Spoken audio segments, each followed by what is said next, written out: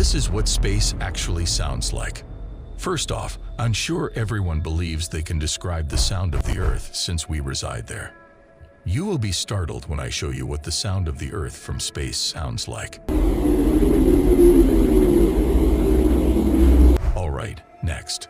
I'm pretty sure we're all scared of one of these getting our Earth, but this is what a comet sounds like when it's flying through space.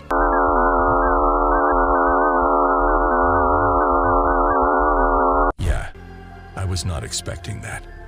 But this is what it sounds like when two black holes collide. That sounded so harmless.